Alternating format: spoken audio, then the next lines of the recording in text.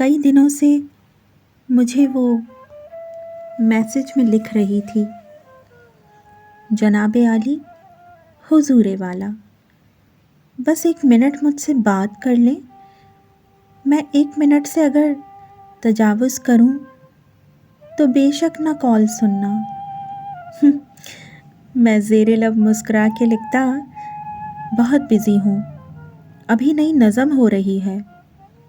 وہ اگلے میسج میں پھر یہ لکھتی، سسکتی روتی بلکتی نظموں کے عمدہ شاعر، تم اپنی نظمیں تراشو لیکن کبھی تو میری طرف بھی دیکھو، کبھی تو مجھ سے بھی بات کر لو، بس 1 منٹ میری بات سن لو۔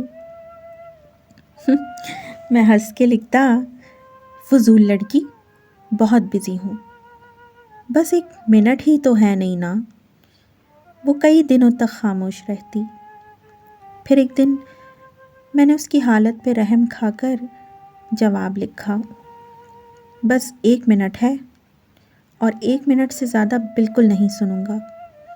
تو اس نے اوکے لکھا اور ایک دم سے کال کر دی۔ میں کال پک کر کے چپ کھڑا تھا۔ وہ گہرا لمبا سا سانس لے کر اداس لہجے میں بولی، سر جی، میں جانتی ہوں کہ 1 منٹ ہے، اور 1 منٹ میں میں اپنے اندر کی ساری باتیں کسی بھی صورت نہ کہہ سکوں گی۔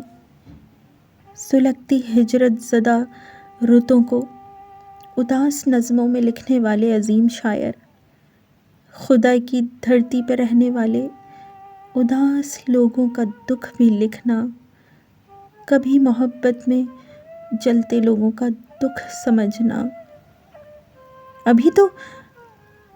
ابھی تو آدھا منٹ پڑا تھا، مگر وہ لائن سے ہٹ چکی تھی۔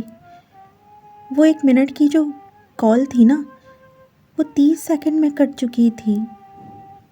میں کتنے برسوں سے اگلا آدھا منٹ گزرنے کا منتظر ہوں۔ وہ نرم لیکن اداس لہجے میں بولتی ہوئی اداس لڑکی میری سماعت کے ادھ کھلے در سے یوں ہی اب تک لگی ہوئی ہے، ہٹی نہیں ہے، بہت سے سالوں سے چل رہی ہے۔ وہ کال اب تک کٹی نہیں ہے۔